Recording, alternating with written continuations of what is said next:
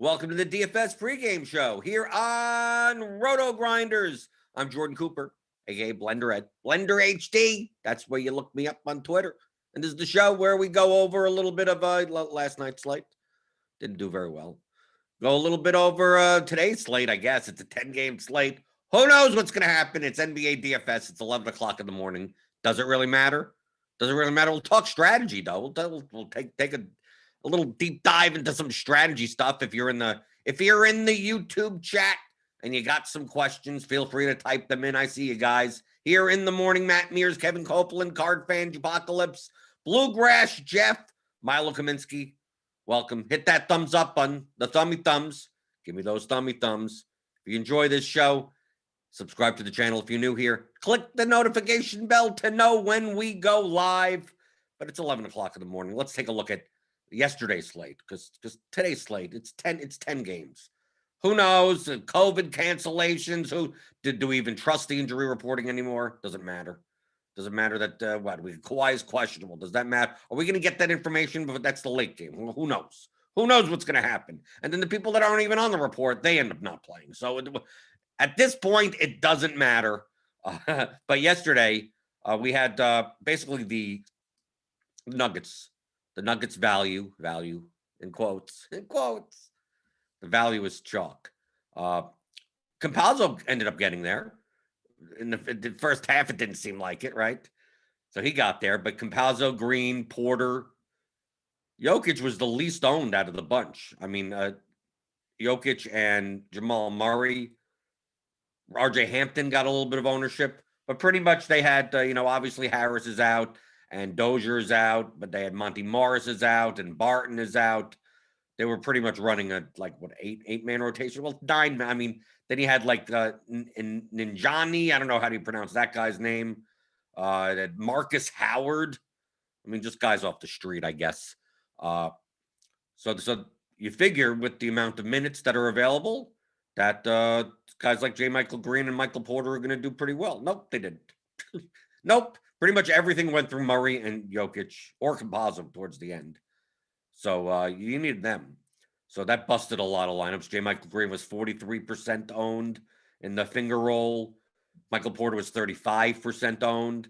Even DeAndre Jordan, like with Durant and Irving out, Jordan got a good amount of ownership, and he didn't really get there. I mean, he got 22. I mean, he was cheap and 4,500, 22. That really doesn't get you there. He was chalky. So a bunch of the chalk, other than like Harden. Basically, you needed Harden, Campazzo, Giannis, right? You could even have used LeBron, I guess in certain constructions. Lillard kind of got there also, right? 61. You needed some combination. It was going to be a stars and scrubs type of slate. Robert Williams was probably a little bit necessary. Cheap in the center spot, about 15% owned with a 30 at 3,100. I mean, that's about a 10x, right? I mean, if we take a look through, I mean, John Moran had a decent game, but not good enough. Zion had a good game, but not good enough. I mean, not for those types of constructions. Pretty much, how about the cheap Nets guys? Like Tyler Johnson did pretty good. Lou Dort, 38. He was there. Anthony Edwards had himself a game. But still, that middle, that balanced build, really, number one, wasn't that popular. And number two, probably it couldn't get you to Harden and Giannis, right? Because they're putting up nearly 70 points. So we take a look at some of these constructions, like we go to entries, like the winner has basically, Jokic. Okay, you could have played Jokic also. Harden, Jokic, Murray and Edwards in the mid-range, and then you kind of go down from there. So you're still playing Robert Williams and Campazzo. And Derek Jones, who's under 4,000 also. So this is still a stars and scrubs type of build.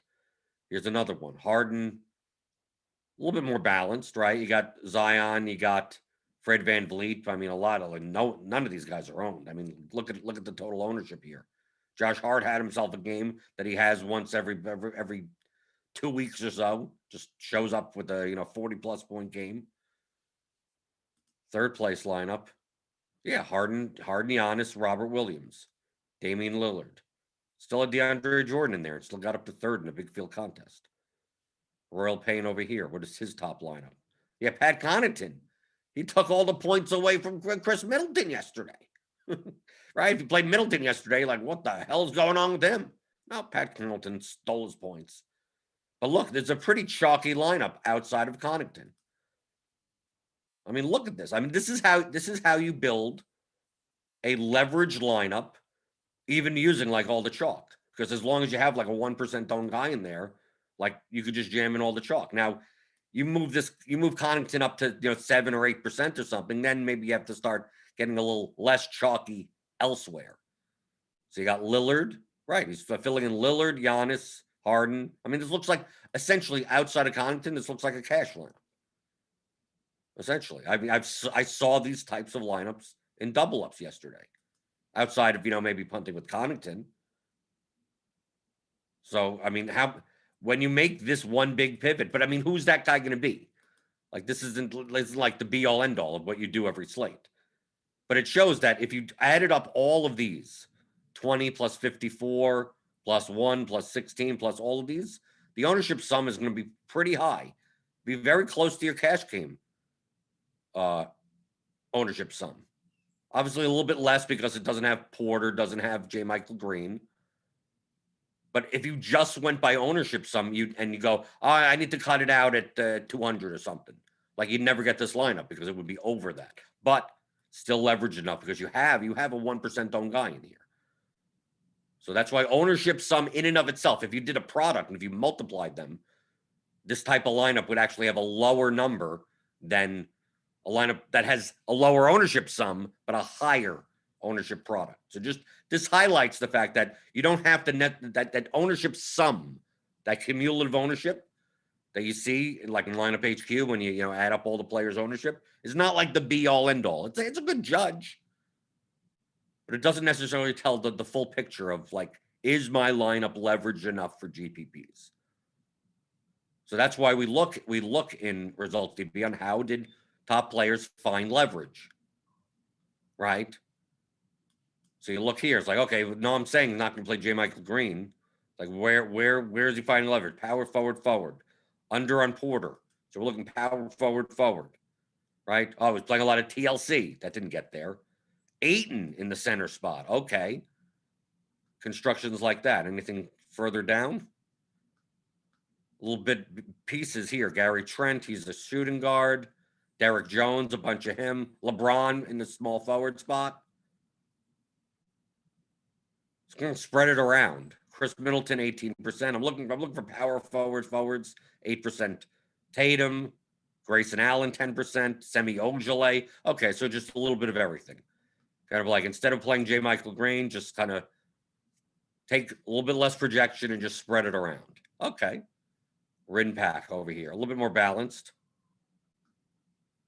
Enes Kanter for Cheddabisk over here. Enes Kanter, DeAndre Jordan. Probably one of each, right? Because 57 up here, 42 down there.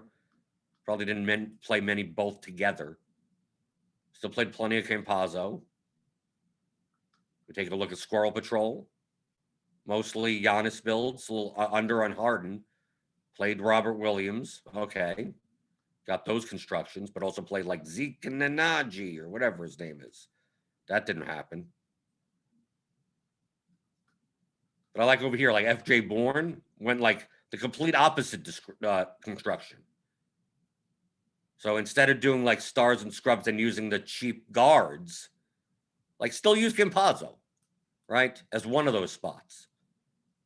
Still use Giannis. Still use J. Michael Green. But like found like lineups where playing Kemba Walker, playing John Morant, playing Jamal Murray. Anyone else?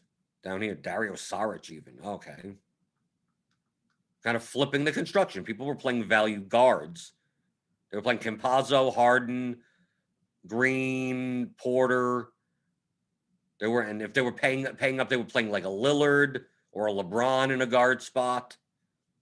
It's like, well, who's going to be under-owned? Well, Kemba, John Morant, Jamal Murray. Jamal Murray is direct leverage also. Like direct leverage off of Porter and Green and those types of guys. Although it seems like he did play some overlapping lineups there. That's what you do. How did their constructions differ? Now, obviously, these guys are playing 150 lineups, so you could go through 150 of them if you want.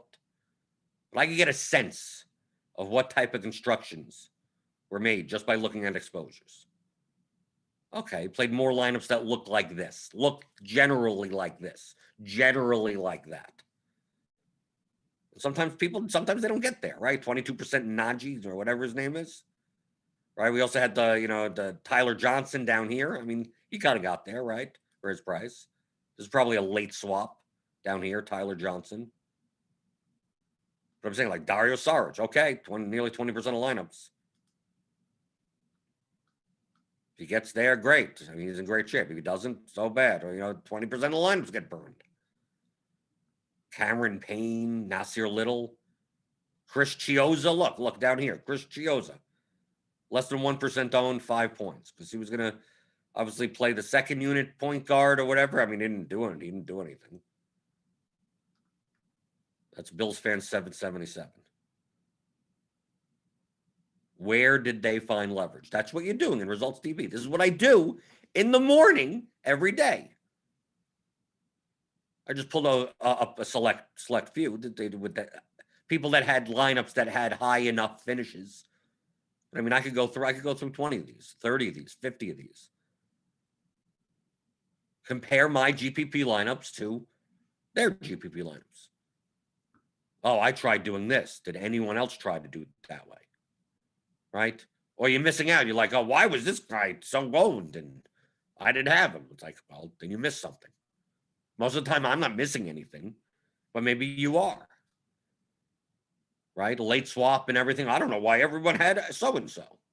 If you didn't know why Facundo Campazzo was 54% owned, then you have to kind of go back to basics. Well, the Nuggets playing with barely any players, and he was starting.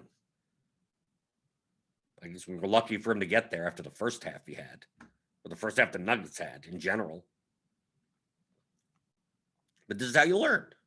This is what you should be doing. This is what the people in chat should be doing. What's up, YouTube chat? Hit those thumbs up buttons. That doesn't matter. Thumbs down, you can do thumbs down. I think the YouTube algorithm doesn't care. Let's see. Bluegrass Jeff. I'm going to try maxing in the MME piggy bank on FanDuel to try 150 lineups for the first time. Any advice? I mean, that's too broad of a question. Any advice? Practice what you're doing first. You're going to try maxing? I mean, have you used Lineup HQ before? Have you watched the videos? Depends on what type of person you are. Right? I mean, really, it really does. I'm the type of person that reads the entire instruction book before playing the video. So you can see my perspective in it.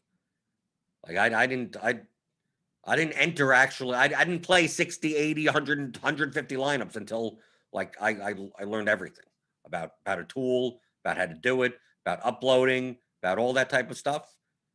But some people learn by just more so by trial and error. So I'm just going to do it. I have no idea what I'm doing, and I'm just 100. What? It's the piggy bank. That's like a 5-cent entries or something, right? It'll cost you what, $7.50. So what's the worst thing in the world? You lose $7 or something, right? I think it's a nickel, something like that. So yeah, if you want to test it out or something. But me personally, like, I don't get involved in stuff until I learn exactly what I'm doing. So like, any advice is like, well, there's hours upon hours of videos. You get premium, RG Premium. Click on the link in the description. Get $10 off your first month. And there are tons of videos on Lineup HQ. Process videos, everything. Hours upon hours of premium content from multiple sports. I mean, we could watch an NFL Lineup HQ video, and it still applies to NBA as far as how to navigate building that many lineups with the lineup builder like that. Let's see. Going through YouTube chat. People talking about their lineups. Did Connaughton project well last night? No, of course not. Why would he? But if Middleton's going to have a bad game, that means probably Connaughton has a good game.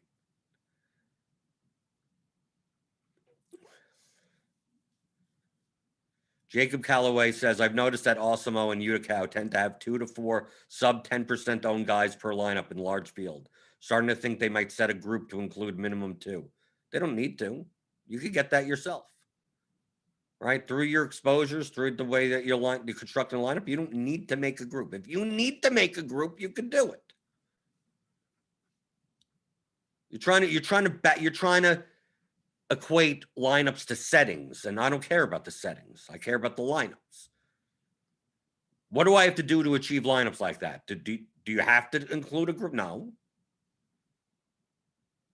If you're trying to get lineups within a certain ownership range, it's gonna work itself out.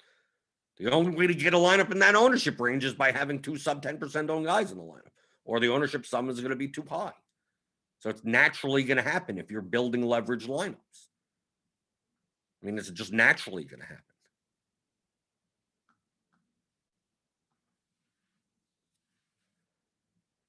Matt Mears says, can you talk about game selection strategies in relation to the size of the slate? I tend to play the lower entry contests, but it seems like there's value in larger entry contests win more games.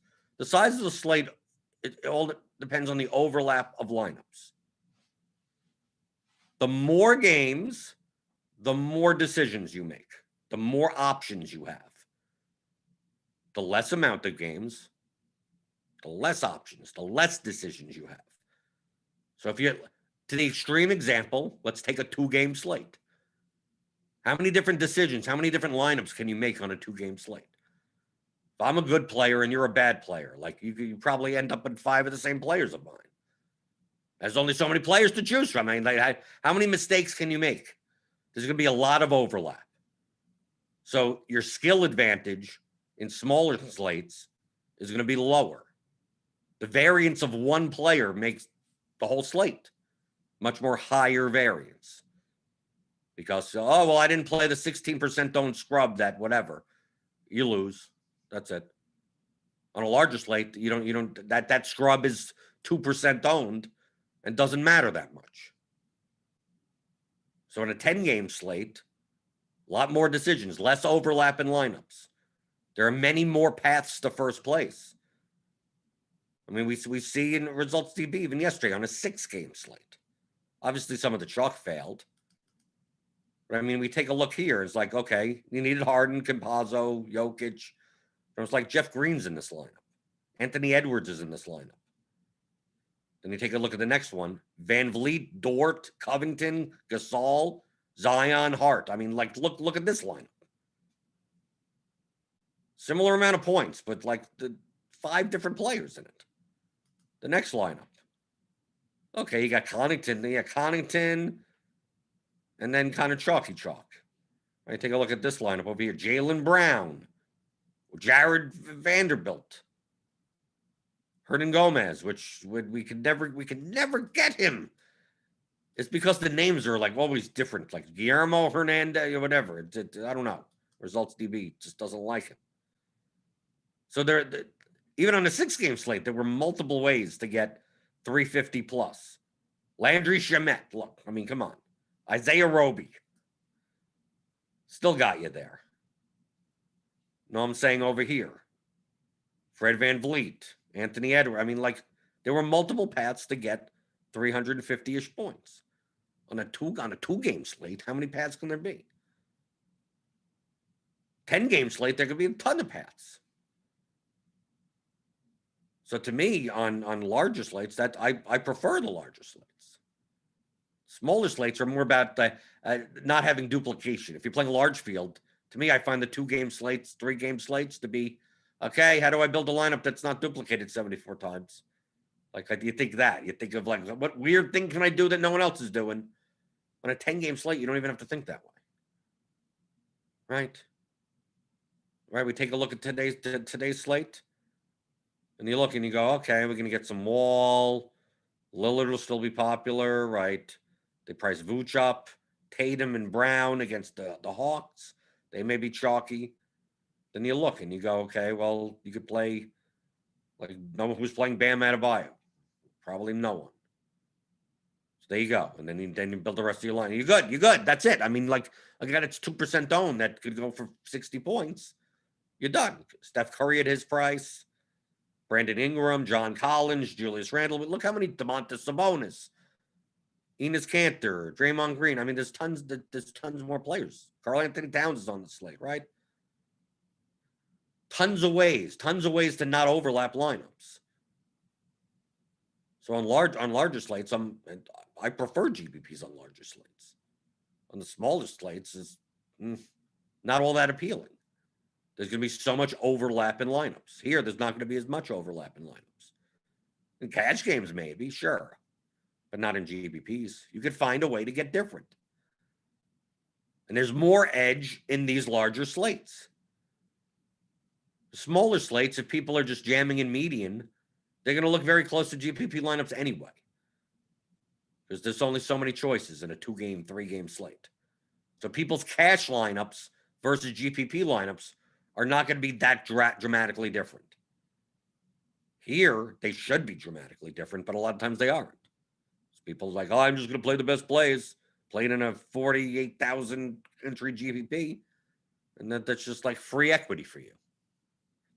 Yeah, they'll min cash, but they have a little shot at finishing in first place. But on the smaller slate, that median lineup could be the first place lineup, right? It could. There's only so many choices. So I don't know if that has to do with contest selection in and of itself, but that's how the differences in the slate size affects your what do you decide to play that day? Like cash games on small slates are it's a variance fest.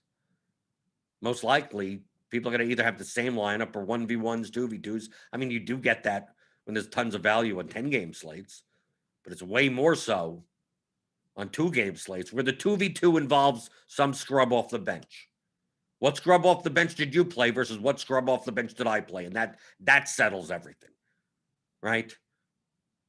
Right, you take a look at a slate. It's like, well, I played Pat Connaughton and you played Tyler Johnson, and whoever wins that wins $1,000. I mean, like that's the difference.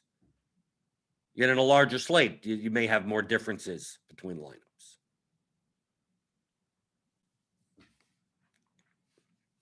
Going through the YouTube chat, feel free to type in your questions into the YouTube chat. Hit those thumbs up buttons, the thummy thumbs. I still don't got apple juice. My wife, we're going out to Kroger. So she's getting more apple juice. It's coming. It's coming.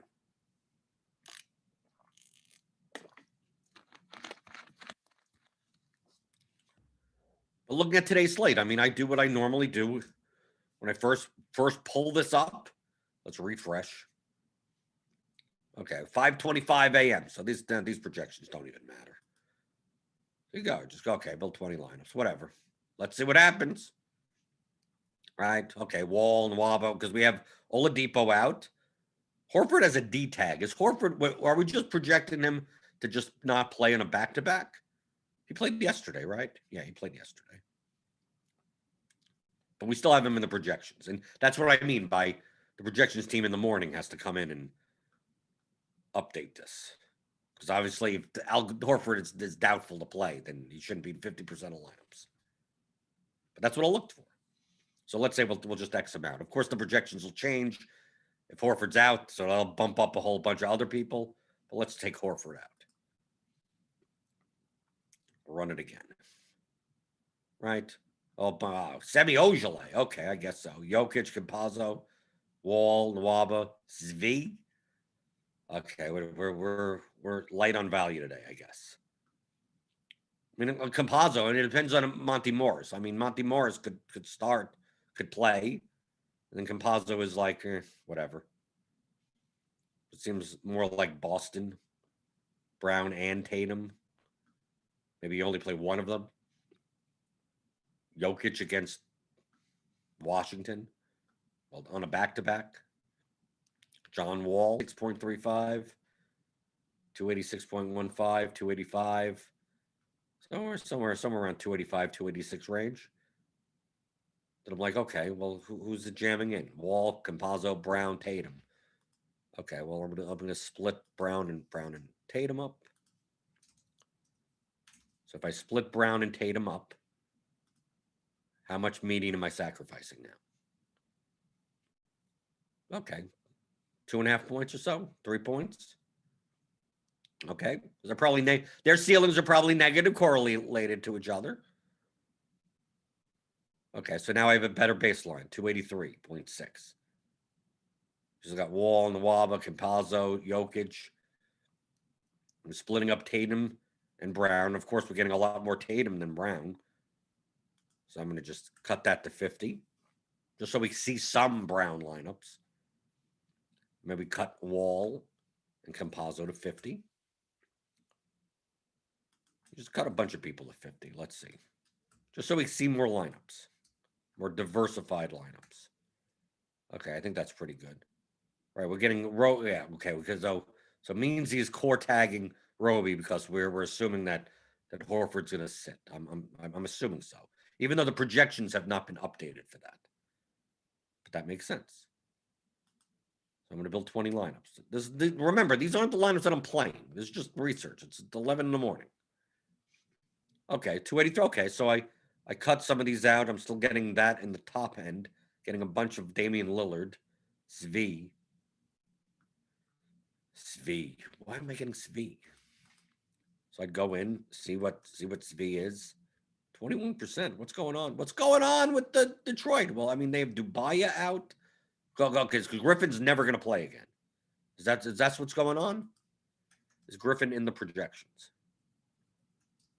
Obviously, he's not because, yeah, he's not in the projections because that's the reason why Svi or all the Pistons or whatever. Does Blake have that much of a usage that it's going to matter that much? I guess someone has to play in the second unit.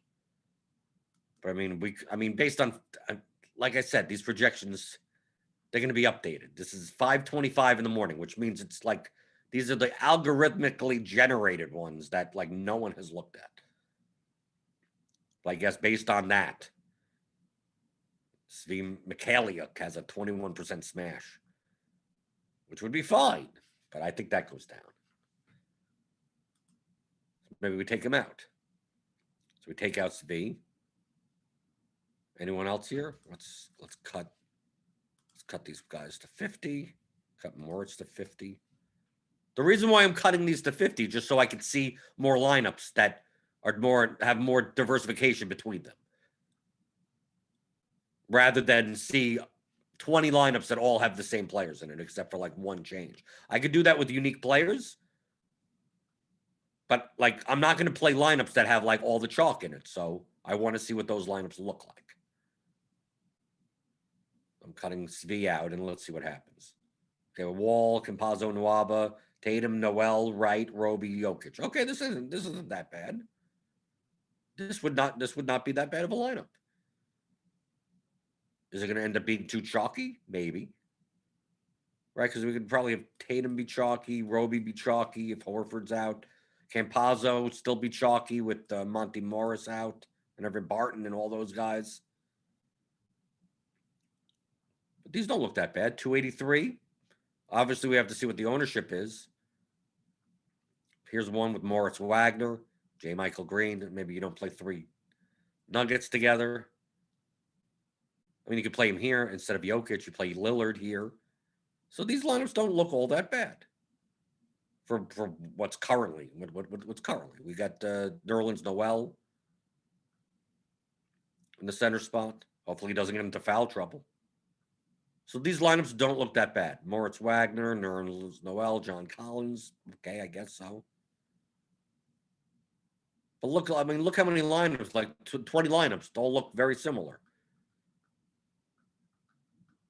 Then we get down to lineups that once they cut out the 50%, then it really goes down.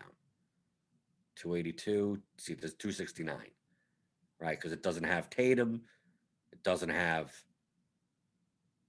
Wall, it doesn't have any of those guys.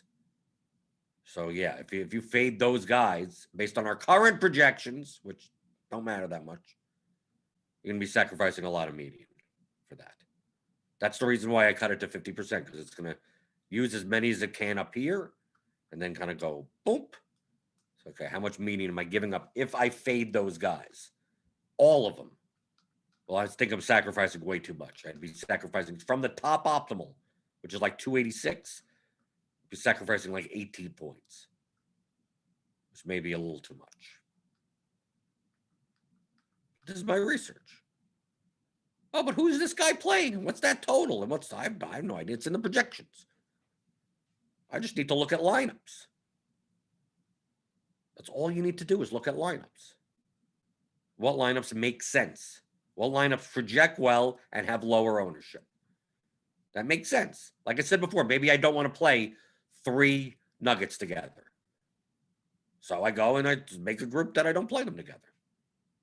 Right? You go in here. You go, I'm not going to play Jokic. Maybe I play Campazzo. Green. Is there anyone else that's going to show up? Is Porter going to show up again? He's not going to show up for the actual game. I set it to 2. So out of these 4 guys, at most 2 players. So that lineup from before that we were looking at wouldn't get built. All right, we look at the Campazzo, Jokic. It's around here somewhere. All right, here we go. J. Michael Green, Campazzo, Porter, Jokic. Right, with Wall, Nwaba, Wagner. Right, you take a look at this. Like this, maybe not a good lineup. So you're telling lineup HQ not to build these types of lineups. Okay, so there you go. You go from there. Build 20 lineups. We're not going to get it. I mean, we can still get the same lineups from before, just not that one. We go through here. If you have any questions, I mean, to me, this is the process. This is what I'm doing at 5:30 after the 5:30 Eastern injury report. A lot of times you can do this in your head also. Let's go through the YouTube chat.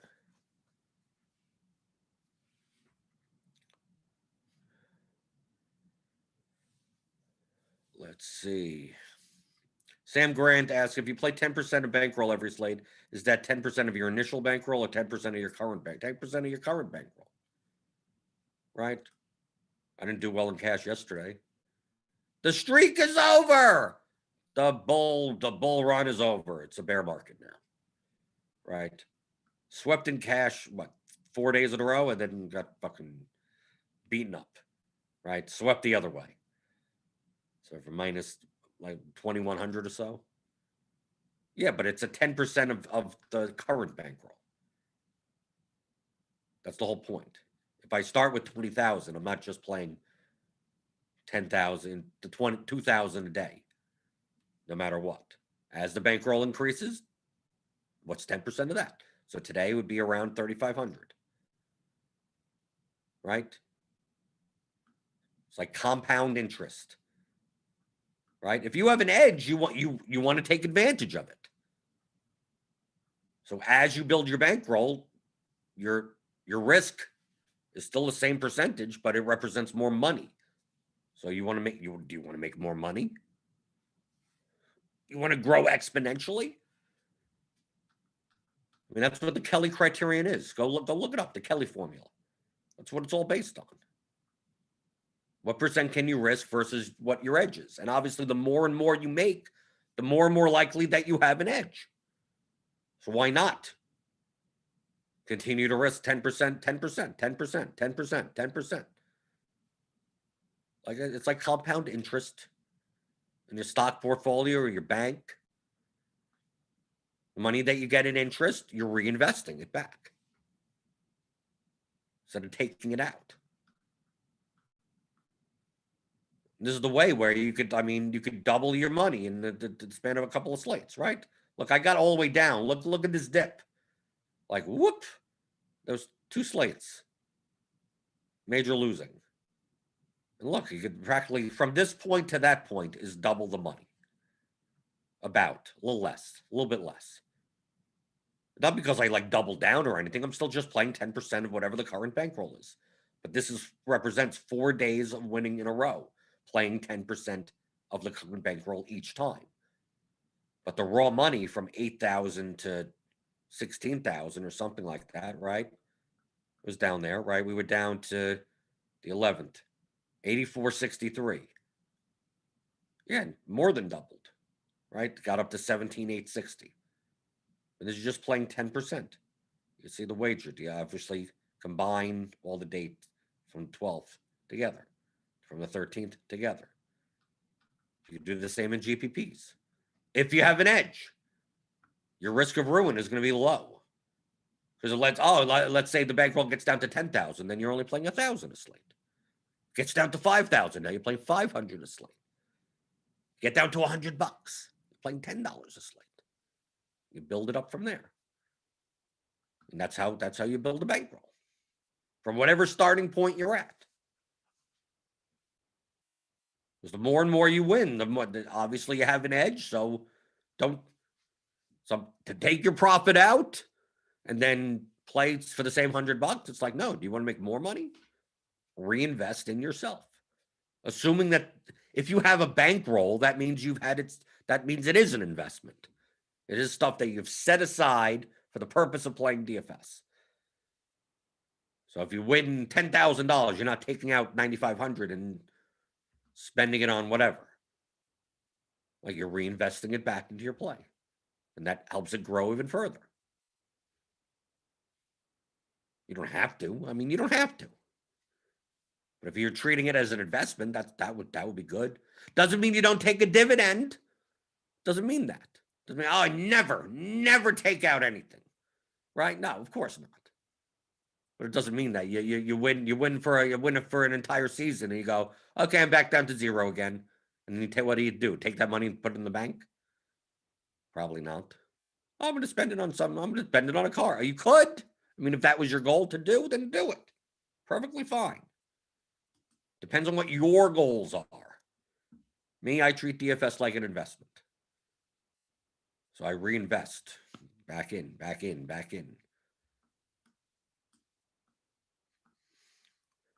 Let's go through the YouTube chat a little bit. It'll be a little shorter show today. Typically on Wednesdays. It's a little bit shorter. So I work with the Lineup HQ development team. Most of the time, giving my feedback on new features and bugs or anything that we have testing in the background, new features, fixes, stuff like that. That's on Wednesdays.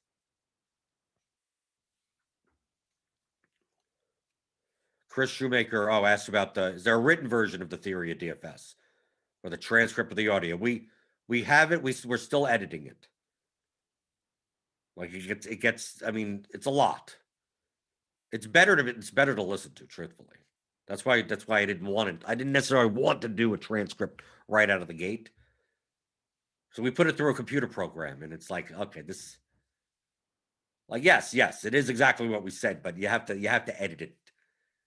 Like, if you listen to it, it would make sense, but just reading through it, it's not sentence structures are not necessarily the best, so it has to be edited, but it will be thrown in at some point. It will be thrown in at some point, and you can pick that up. The Theory of Daily Fantasy Sports, 15-hour audio masterclass. All the concepts I talk about on the show are in here. If you want a one-stop resource with all of it in it, right? Game objectives, player selection, expected value, leverage, correlation, construction, risk management, exploits, psychology. Each chapter, right? It's 15 hours of audio. If you want to learn the game theory of DFS, this is what it is. This is the gold standard. People listen to it multiple times. That's the way it's supposed to be. You listen, you play. Then you come back a month later, let me listen to it again. I'm not picking up on that enough. Then you play some more. Then 2 months later, I'll listen to it again. Oh, maybe I'm not doing this enough. Like, oh, okay, now that you've played a bunch, you're like, okay, now I get what he was saying in that chapter. Yeah, I've been doing that. I've gotten much better at doing that. And you go to another section, maybe I'm not doing as much with that now, and I'm going to move and concentrate on that concept more. And then you get better. Is it instantly overnight? I can't snap with my right hand. I don't know why. I'm right-handed. I can snap with my left hand, but I can't snap with my right hand. Is that weird? But it's not going to be overnight. So if you want to learn, go to theoryofdfs.com. Let's go through some questions in the YouTube chat before we get out of here. Bill Walsh asks, trying to build a bankroll by playing cash. What are your strategies to find contests with weaker players? Well, find contests with weaker players. Typically, it'll be lower stakes. Typically, be larger fields. The more likely there to be weaker players. If you can play the $1 to $3 contest on DraftKings, play those. I can't. None of the high volume players can. We're restricted. So once you take out an NBA, if you take out the top 50 plus players in the lobby, well, you don't have to. If you're playing a $5 double up, you're playing against us. If you're playing a $3 one, you're not. Does that mean there's still good players in the low stakes? But you're not. At least you're eliminating the possibility of playing 50 to 100 of the best players in the lobby. You could scroll through, hit the entrance button on DraftKings. Just go to any contest, hit the entrance button, and see who's in there. You see some players that don't have badges. See some usernames you don't recognize. Enter the contest. It's not that complicated. Right, you go to the 3-mans, the 5-mans, the head-to-head lobby, right? So I'm going to click on the $1 head-to-heads. Who here don't I recognize? Because if you're playing every day, you pretty much remember everyone. Even if there's 70 people, 80 head-to-heads, you can recognize the names. Oh, the guys that you see every day. Is there someone I don't recognize? That username? Oh, I don't recognize this guy. Okay, take his. Doesn't mean they're good. You have no idea if they're good or not good. But if you don't recognize them, the chances are they're probably by default going to be weaker than you. By default, you have to think that. I don't see this person around that often, so most likely not. I'm looking at the $50 head-to-heads. I mean, yes, I see Empire Maker there. I'm not going to take his game. I see all the regulars. I'm not taking those. I'm looking for scroll.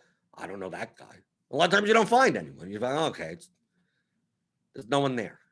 And you post and you hope that weaker players take your games.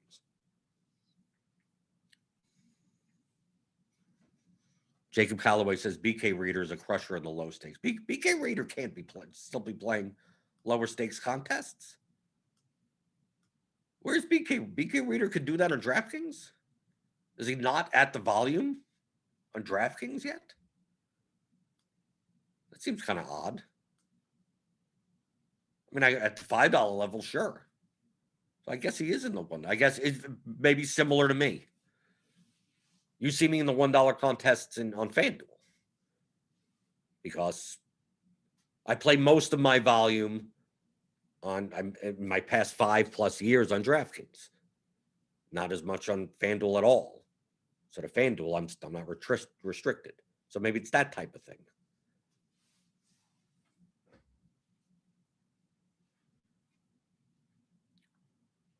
But yeah, you look for the weakest players any way that you can. But you also have to be better than them. Oh, I need to find the weakest player. Well, maybe there aren't as many weaker players because you're not very good.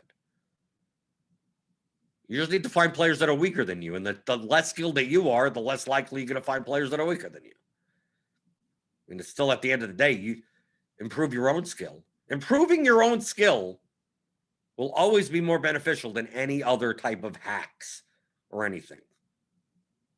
Right. How do I eke out 1% to 0.5% here? Like that doesn't matter if you're a negative EV player.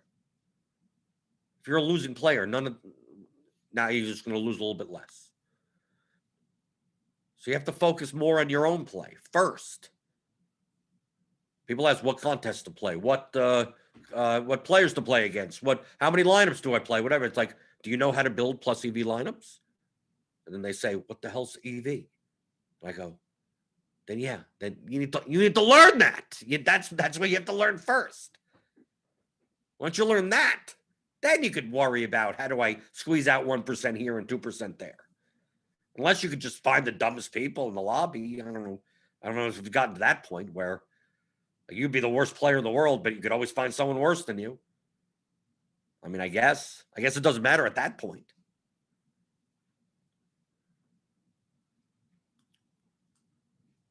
But those are the things that you should be worried about most. Because a lot of people come from that attitude. Dude, I already know what I'm doing. Just give me the hints on what contest to play and what to do. Like no, did you don't overestimate your own skill. Underestimate it, if anything, until proven otherwise. You have a 3-year sample size, 4-year sample size, playing every day, positive ROI. Okay, now you could start overestimating. Now you could start thinking of yourself as a positive ROI player. You don't have that much of a sample size, and it doesn't mean anything.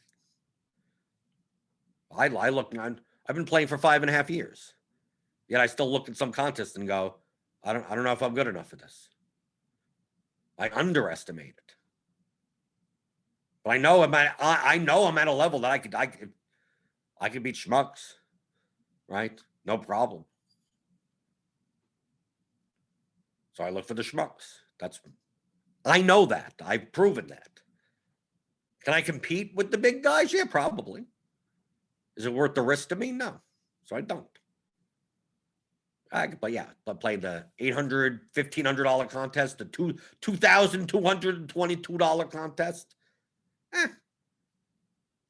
Let them have the fun. I'll play the 250. I'll play the 250 putback or whatever. I'll play the showtimes for now.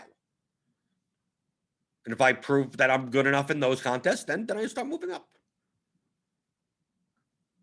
Don't have to jump in right away. I don't need all the money now.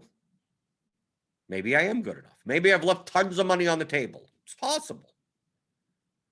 But I'm a nit. So I need to prove that. I need to see it in the data. I'm good enough to move up here. I'm good enough to move up there. In this format, in this contest, this field size. I need to see it. Where's your data? That's why I get something like RotoTracker. Everything you can see is in the data. And you need to have a big enough sample size. People showing me stuff, here's my past 3 weeks. It's like 3 weeks? Might as well show me the past 3 minutes. 3 weeks? That doesn't mean anything. Nothing. Show me 3 years. And even then, 3 years you could even be lucky. Right? One good 100K bink could obfuscate the fact that you're not a good player. You're actually a losing player. You're a negative EV player. So what do you think 3 weeks is going to do? Nothing. It's going to do nothing.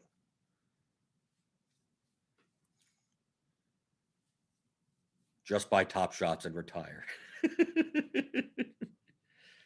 I have no Top Shots. I have no Top Shots. I have no Bitcoin either. I have nothing in Bitcoin. No Bitcoin, no Top Shots, no sports cards, no physical cardboard. Got none of that.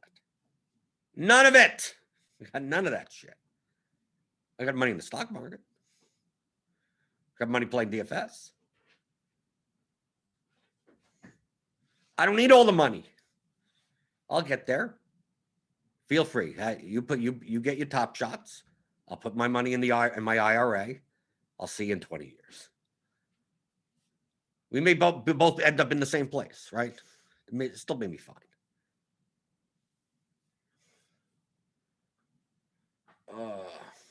Brandon Stinson, do you feel game player knowledge give other DFS winners an edge at all? A bad player having a good game is less likely than a good player having a bad one, unless crazy projected due to circumstance. I have no idea. I don't think you need to know anything about the game at all. Players, that type of stuff. Can it give you a small edge once you're good at the game of DFS? I guess so, yeah. 1-2% edge. But it doesn't take over the fact if you can't play DFS well. If you don't understand the mathematical concepts of DFS, no. But that's gonna be the biggest amount of edge.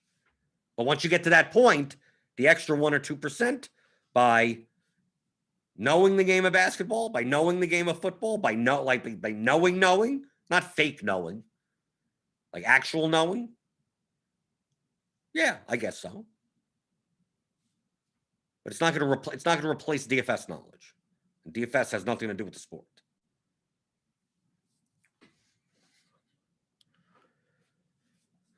Okay.